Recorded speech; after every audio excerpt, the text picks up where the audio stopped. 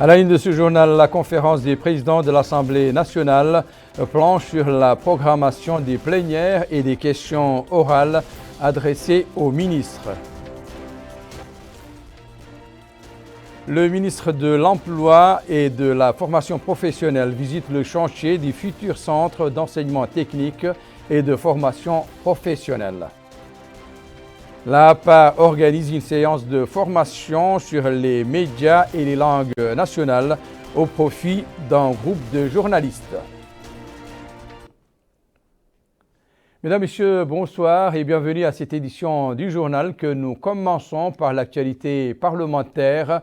Comme je le mentionnais dans les titres, la conférence des présidents de l'Assemblée nationale a tenu ce mardi une réunion sous la présidence du député Sidney Sokhna, premier vice-président de la Chambre, et en présence du ministre de la Culture, de la Jeunesse, des Sports et des Relations avec le Parlement, porte-parole du gouvernement, M. Mokhtar Ould Dahi. Une série de questions orales et des séances plénières ont été programmées au cours de cette réunion.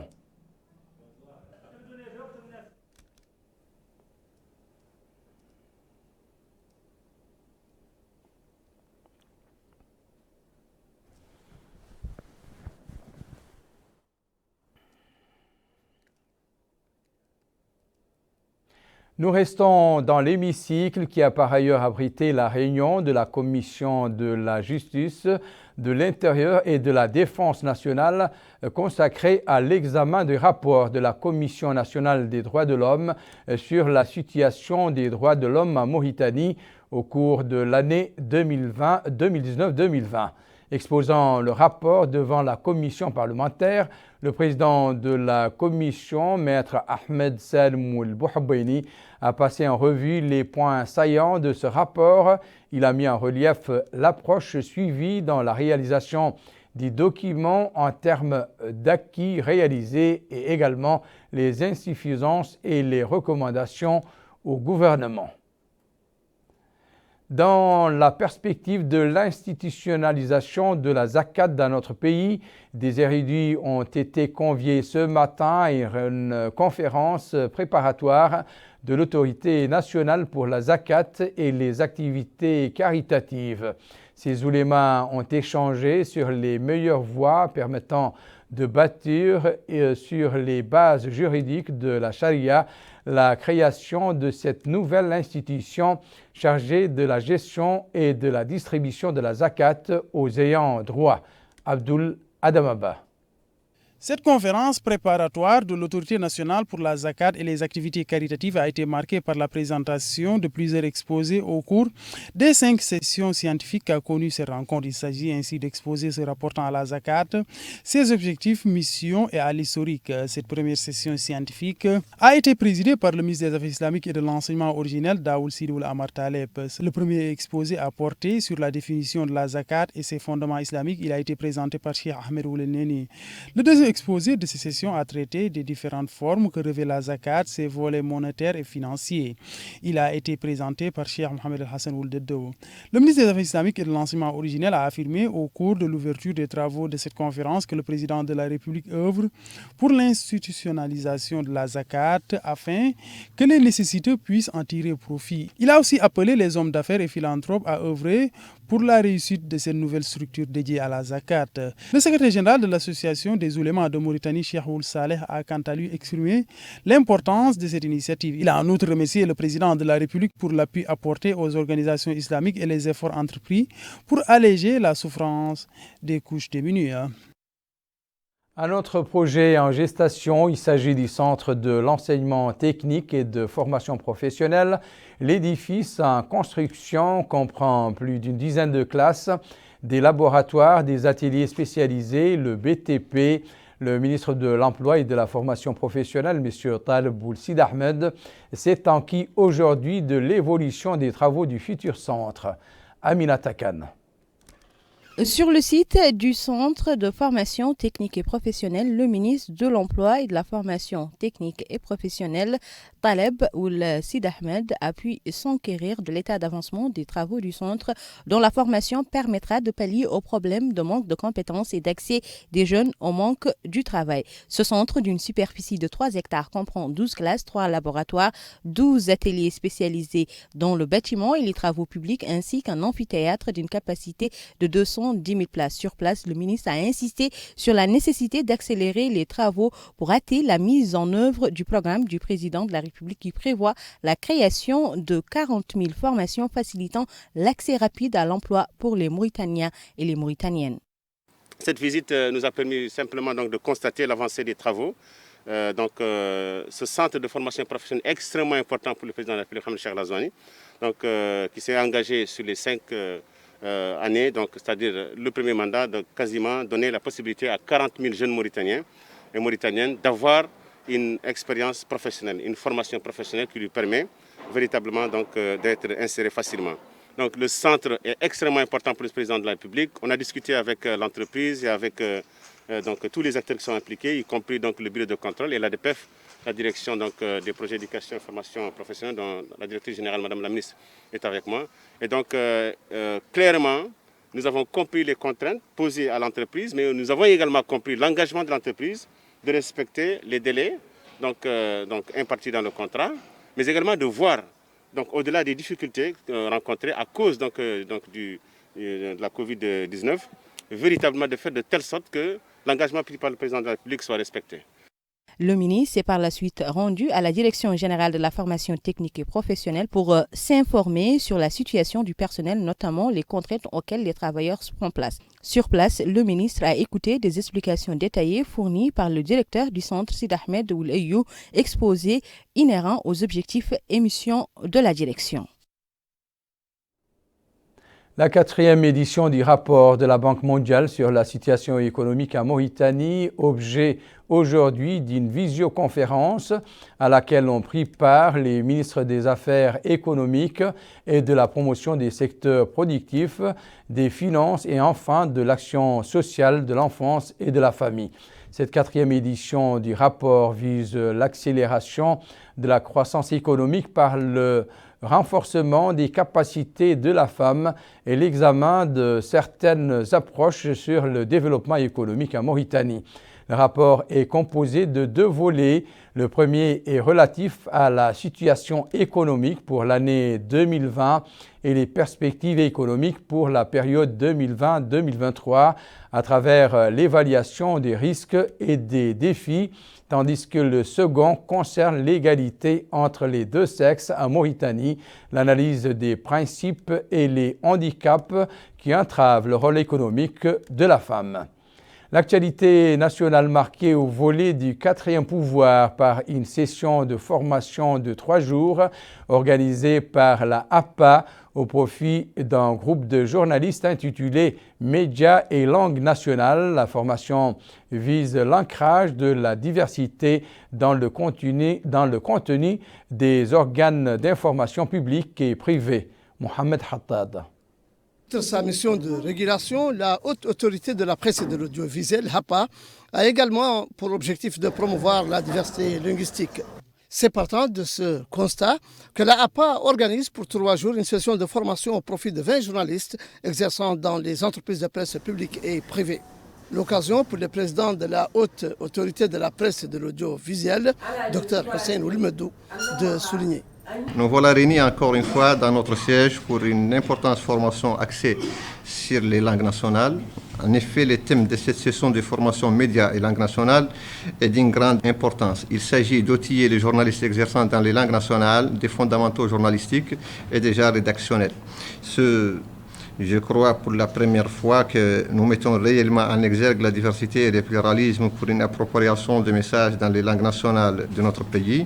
Vous affirmez justement dans un de vos documents, les journalistes en langue nationale reçoivent des informations rédigées dans d'autres langues.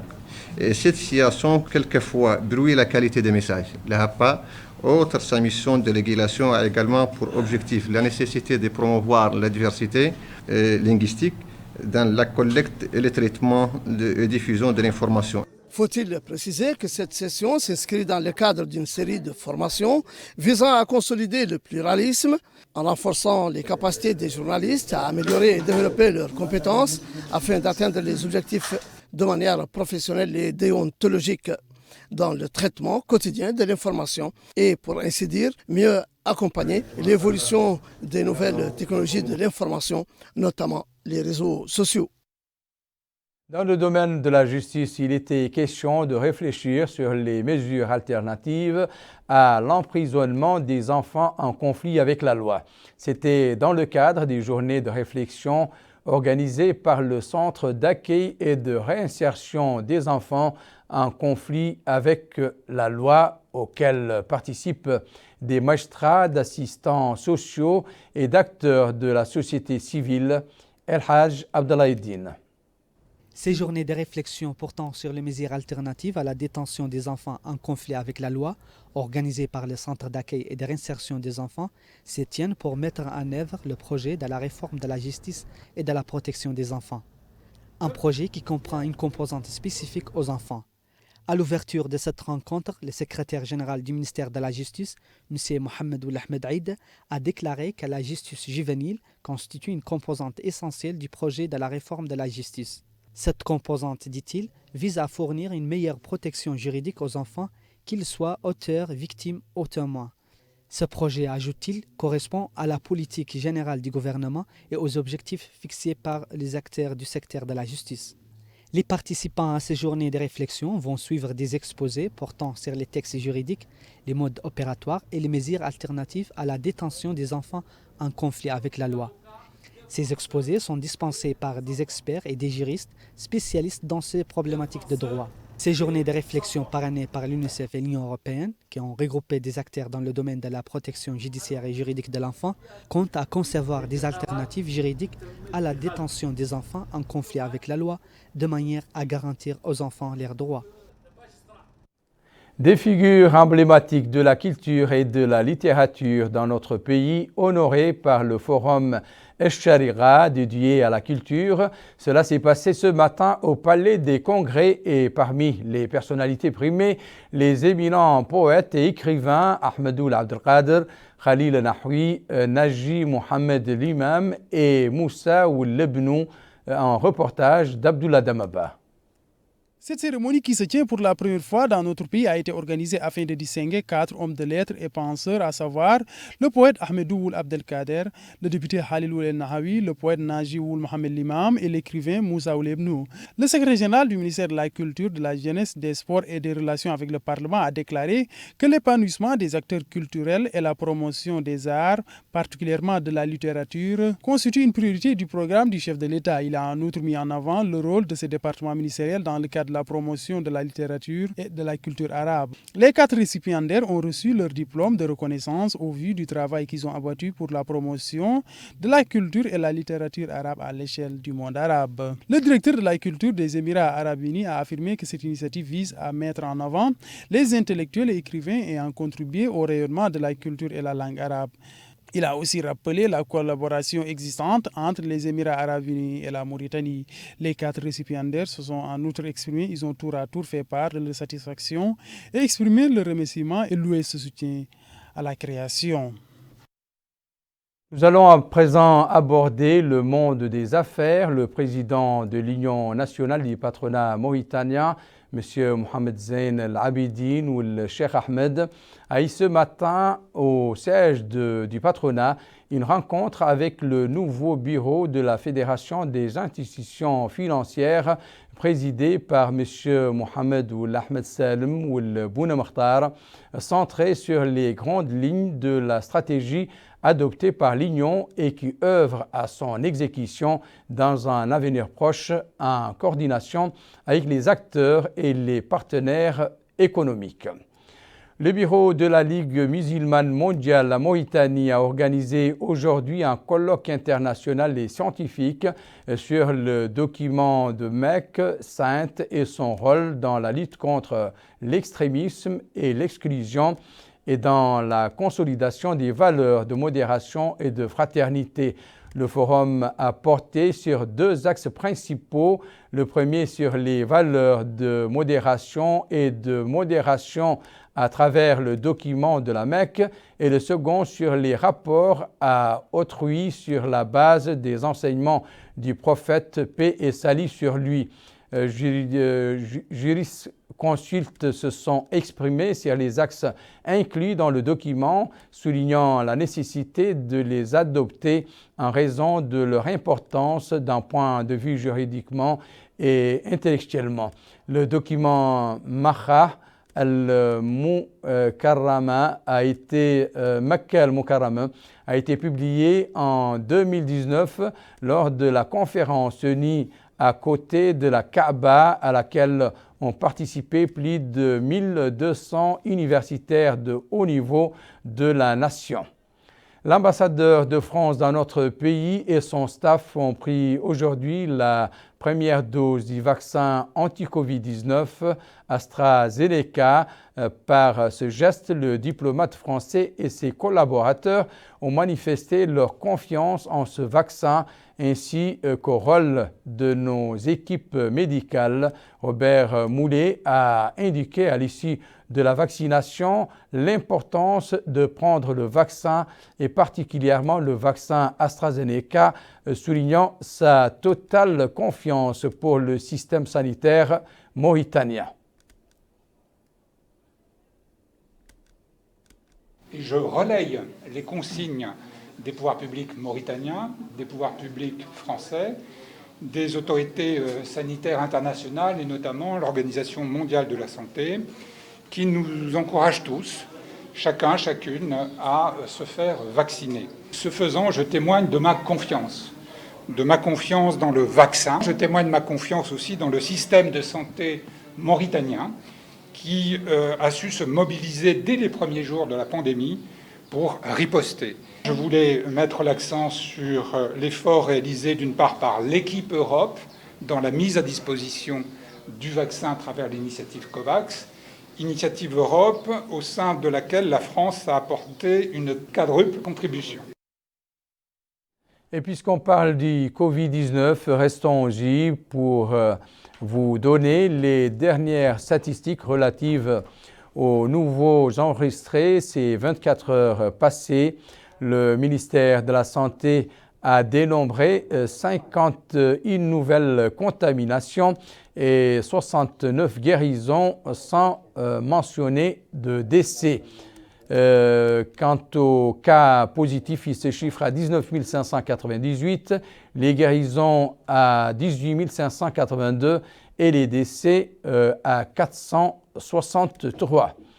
À l'intérieur du pays, l'administration territoriale continue de veiller au respect des mesures préventives contre la propagation du virus corona. C'est notamment le cas à Agjoust où le wali de Linchiri a entrepris une visite au niveau des services publics et également au marché de la ville, au cours de laquelle il a appelé la population à la prudence et à la nécessité de se faire vacciner. Mohamed Khattab. D'Agjoust était la première étape de la tournée de sensibilisation sur les mesures préventives entamée aujourd'hui par les autorités administratives et sécuritaires avec la collaboration du conseil régional, de la commune et des ONG de la ville. Ici et là, il s'agissait de rappeler et d'insister sur l'impérieuse nécessité de respecter les mesures préventives pour freiner la circulation du coronavirus d'une part et d'autre part d'aller se faire vacciner dans les centres de santé.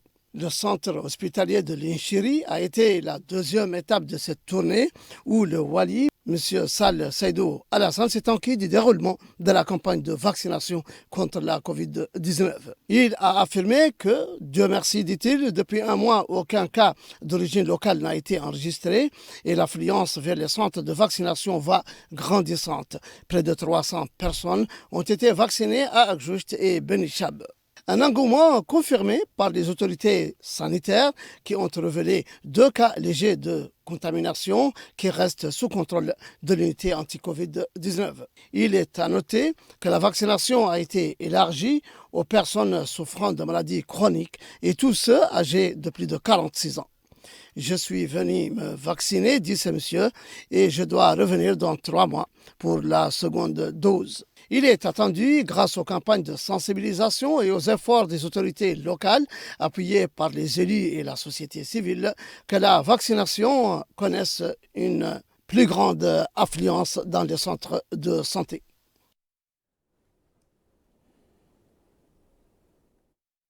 Son collègue au niveau de la wilaya du Guidimara s'est quant à lui rendu dans certains centres de vaccination pour s'informer du déroulement de l'opération et du degré de l'afflux des citoyens. Il en a profité pour inviter le staff médical à simplifier les procédures aux usagers.